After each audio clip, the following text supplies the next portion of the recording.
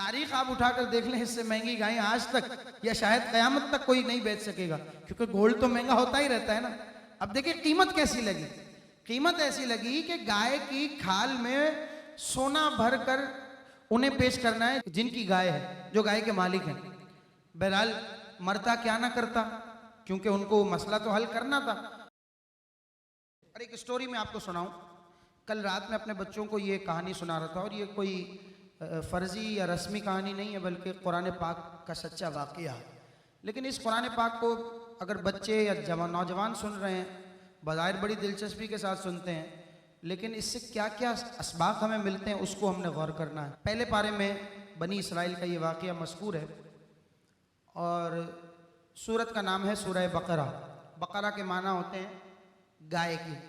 वैसे तो उर्दू में हम बकरा किसी और जानवर को कहते हैं, लेकिन ये कौफ से है बकरा। बकरा के माना है गाय के। जिस मुनासिबत से इस सूरत का नाम रखा गया, वाक़या भी वही है, यानी गाय का वाक़या।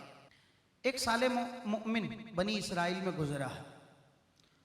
वो नेक शख्स था, इबादत करता था। दो वाक़यात इसमें मर्ज हो रहे हैं। किस तरह? एक तरफ का वाक़या सुना रहा हूँ, फिर दूसरी तरफ का एक वाक़या सुना रहा हूँ। अब वो दो वाक़यात आपस में मिलते किस तरह, इसको आपने बड़ी तवज्जो के साथ सुनना है। और अल्लाह तबारक ताला बिगड़े काम कैसे बनाता है, उसकी हिकमत और मशीयत क्या होती है, इसको हमने फोकस करना है। वो नेक शख्स, परहेजगार शख्स, अल्लाह की इबादत में मसरूफ़ था। उसकी ये ख्वाहिश थी कि अगर मेरा इंतकाल हो जाए तो मेरे मरने के बाद मेरी जो ज़ौजा है, मेरी बीवी है, और उसका एक बेटा भी था, उस बेटे को अल्लाह तबारक व तआला दुनिया में मोहताज ना करे और महरूम ना रखे। इसलिए उसने इस गर्ज से एक गाय का बच्चा ख़रीदा और उसे खेत में छोड़ दिया कि जब वक्त मुनासिब आए तो ये गाय उसके बच्चे तक मिल जाए और वो इससे इस्तेफादा कर सके, फ़ायदा उठा सके। अब अल्लाह तबारक ताला की ज़ात पर कामिल भरोसा रखने का इनाम क्या मिलता है, इसको आपने सुनना है। गाय का छोटा सा बच्चा। अब गाय का छोटा सा बच्चा बहुत ज़्यादा क्या करेगा, ना उसका गोश्त इतना ज़्यादा होता है, ना वो दूध दे सकता है, दूध दे सकती है, ना जो है वो और कोई इससे बहुत बड़ा फ़ायदा उठाया जा सकता है जैसा कि एक बड़े जानवर से उठाया जा सकता है। अब वो गाय को खेत में छोड़ दिया इस भरोसे पर कि अल्लाह तबारक व तआला करम फरमाएगा। उस शख्स का इंतकाल हो गया, उसका इंतकाल हो गया। अब उसने दुआएं की थी, मोमिन था, साले था। अल्लाह तबारक व तआला ने उस बच्चे को इस वालिद की इन नेकियों का सिला दुनिया में भी अता करना था। तो उसका सबब क्या बना, जब वो बच्चा बड़ा हुआ तो उस तक वो गाय पहुंची किसी के ज़रिए कि भाई ये तुम्हारे वालिद छोड़ कर गए थे और अब ये तुम्हारी अमानत है। तो वालिदा ने अपने बेटे को मशवरा दिया कि जाओ, अब इस चूँकि गाय बड़ी हो गई, बच्चा भी बड़ा हो गया, गाय एक अरसे के बाद की बात है, तो बच्चा भी बड़ा हो गया। अब बच्चे को भेजा कि जाओ इसको बाज़ार में फ़रोख्त करके आओ, शायद इसकी कीमत लग जाए। मैं मिसाल देने के लिए समझा रहा हूँ कि 10,000 रुपये उस गाय की उस वक्त कीमत होगी।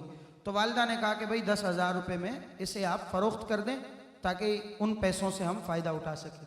अब वो बच्चा मार्केट में जो बड़ा हो चुका है, बाज़ार में फ़रोख्त करने गया तो अल्लाह तबारक ताला ने उसके हुक्म से एक फ़रिश्ता नाजिल हुआ इंसान की सूरत में, और वो बाकायदा परचेज़र के तौर पर सामने आया और उसने मार्केट में उस लड़के से कहा कि जो गायें फ़रोख्त करने के लिए निकला है कि भाई गायें बेचते हो?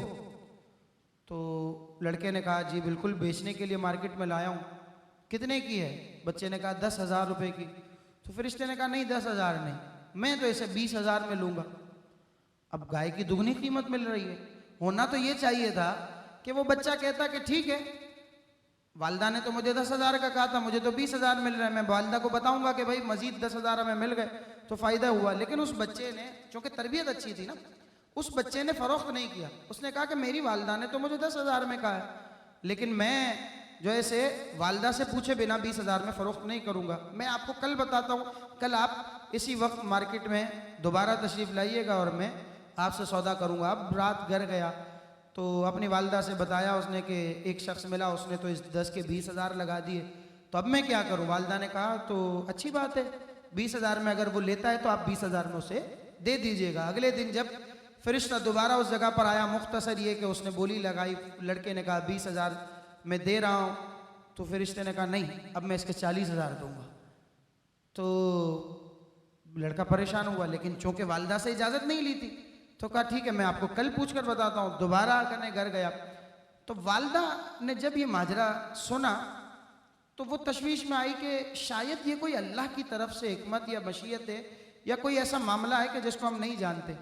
तो वालिदा अभी चूँकि तरबियत एक अच्छी हुई थी, घराना एक फैमिली अच्छी थी, तो इस बिना पर वो ये बात समझ गई कि ये भेजा हुआ कासिद रब की तरफ से आया है, ये कोई मामूली नहीं है जो इतनी ज़्यादा कीमत देने पर तैयार है। तो अब उस लड़के को वालिदा ने ये समझाया कि अब जब ये ख़रीदने के लिए आएँ तो आप इनसे कहिएगा कि देखें आप कोई भले शख्स मालूम होते हैं, आप अल्लाह की तरफ से भेजे गए हैं, हमें अंदाज़ा हो गया है, अब आप बताएं, हमें मशवरा दें कि इस गाय को हम फ़रोख्त करें या ना करें। तो वो शख्स दोबारा जब मार्केट गया, फरिश्ते ने 40 के बजाय 80,000 देने की रजामंदी जाहिर की, तो लड़के ने कहा नहीं, मेरी वालिदा ने आज मुझे कुछ और कहा है और वो ये है कि आपसे मशवरा तलब करना है। अब फरिश्ते ने अल्लाह के हुक्म से वो बात बताई कि जो अल्लाह तबारक व तआला की तरफ से बताई गई थी। अब वो फरिश्ते ने कहा कि देखें इसको आप अभी फ़रोख्त ना करें, इसकी वैल्यू 40-80 हज़ार या इससे दुगनी भी नहीं लगेगी, बल्कि कई गुना ज़्यादा वैल्यू इसकी मिलेगी, कई गुना ज़्यादा इसकी कीमत मिल सकती है, लेकिन आप इसको अभी संभाल कर रखें, आप इसको ना फ़रोख्त करें और वो वक्त आएगा कि जब आपको खुद इस बात का अंदाज़ा हो जाएगा कि ये सही वक्त है इसे बेचने का। ये हो गया एक वाक़या। इसी बनी इसराइल में एक तरफ एक दूसरी कहानी चल रही थी, एक बहुत बड़ा ताजिर के जिसका कत्ल हो गया, मर्डर हो गया।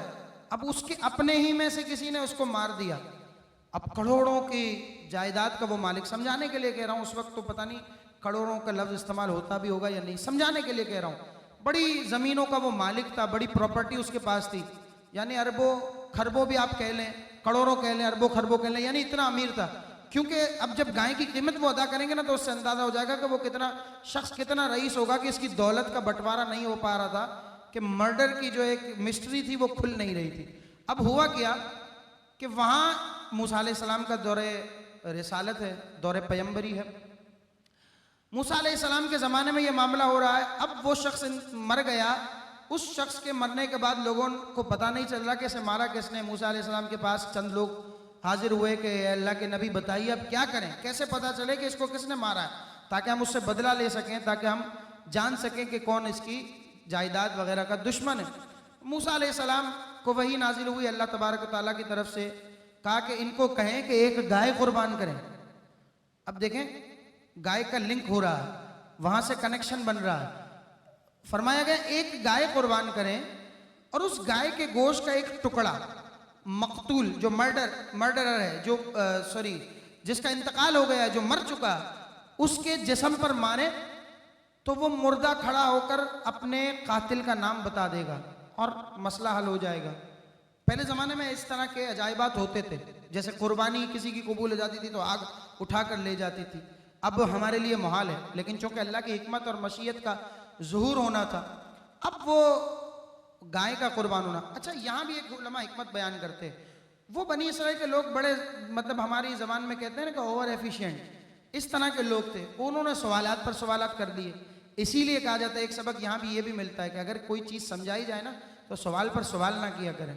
जितना सवाल पर सवाल करेंगे ना उतने पेचीदगियाँ बढ़ती रहेंगी, मामला उलझते रहेंगे। अब उन्होंने सवालात किया कि सुनिए, वो बनी इसराइल वाले लोग मूसा अलैहिस्सलाम से कहने लगे अच्छा गाय कुर्बान करनी है तो ये बताएं गाय दिखने में कैसी हो। तो फरमाया गया कि फारदुम वला बिक, ना बहुत ज़्यादा चौड़ी हो ना बहुत ज़्यादा लंबी हो, मतलब नॉर्मल हो, एतदाल मोतदिल हो। अच्छा, एक सवाल हो गया, ख़त्म हो जाती ना बात। नहीं, मसला था उनको। कहा मा लौनुहा, रंग कैसा हो। अब उसका रंग बताया गया, पीले रंग से मुतशाबिह, गोल्डन कलर की, सुनहरी कलर की गाय हो। अच्छा गाय, अब मतलब 3-4 सवालात कर लिए। अब सवालात करने के बाद वो हो गए बाउंड, क्योंकि उस कद काट की गाय चाहिए थी, उसी रंग की गाय चाहिए थी, उसी सिचुएशन में गाय चाहिए थी कि जो अल्लाह तबारक ताला की तरफ से बताई गई। उलमा फरमाते हैं अगर ये सवालात ना करते, ये कह देते कि भाई गाय कुर्बान करनी है, कोई भी गाय कुर्बान करके उसके गोश्त का टुकड़ा मकतूल पर मारते तो इनका काम हो जाता। तो यहाँ एक सबक हमें यह भी मिल रहा है कि बेजा सवाल नहीं करने चाहिए। बहरहाल अब वो गाय ढूंढने निकले। ये मामला भी बनी इसराइल में, और जो पहला वाकया सुना वो भी बनी इसराइल का था।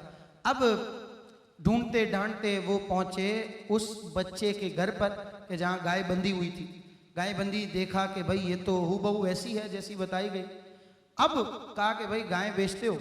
अब अल्लाह की तरफ से हुक्म आया कि इनको बताएं कि इस गाय की कीमत ये है कि ये जब गाय कुर्बान होगी तो इसकी खाल उतारकर इसकी खाल में जितना सोना आ सकता है ना उतना सोना भरकर हम इसकी कीमत लेंगे।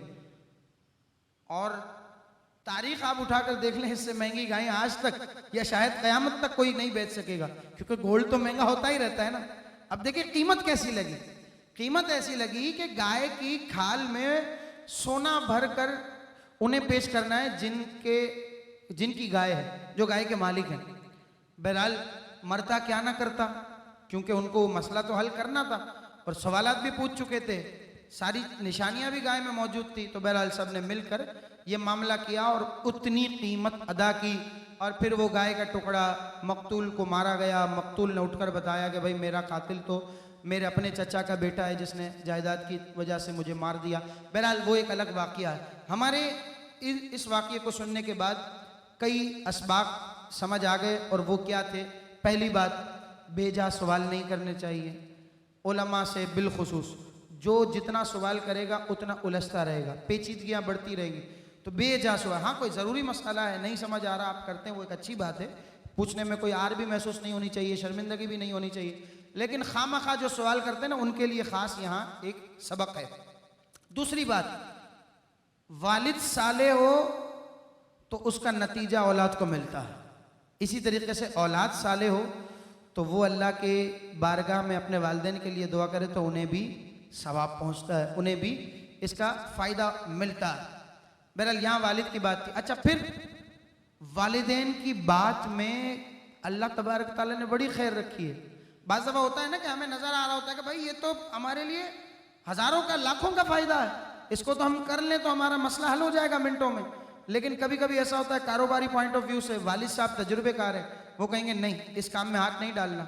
हम दिल ही दिल में पड़ेंगे, अरे क्या इतना अच्छा तो काम हो रहा है, फिर इसके बावजूद हम नहीं कर रहे। लेकिन हमें नहीं पता कि अल्लाह तबारक ताला ने बाद में हमारे लिए क्या खैर रखी है। वालिदा ने मना कर दिया, नहीं बेटा यहाँ नहीं जाना, मुझे दिल में कुछ खटक सी महसूस हो रही है, मुझे कुछ मसला सा महसूस हो रहा है। और बाद में ऐसा होता भी है कि बाज़ दफ़ा हमें नज़र भी आ जाता है कि भाई ये तो मसला हमारे अपोजिट था, ये तो हमें मनफी मामलात में जो है वो डाल देता। इस तरह की और भी बहुत सी चीज़ें। तो ये सबक मिला कि वालिदैन ही की इताअत में असल जो है वो रब की फरमाबरदारी है, और रब की फरमाबरदारी कर ली तो दुनिया अच्छी तो आखिरत भी इंशाअल्लाह अच्छी। तो ये चंद असबाब मिलते हैं, ये चंद लेसन्स मिलते हैं हमें, ये चंद नतीजे हमें मिलते हैं इन वाक़यात से। और ये कुरानी वाक़या, ये कोई स्टोरी नहीं है, ये कोई ड्रामा नहीं है, बल्कि अल्लाह तबारक ताला ने इसको कुरान में बयान किया है। अल्लाह तबारक ताला हम सबको अमल की तौफीक अता फरमाए।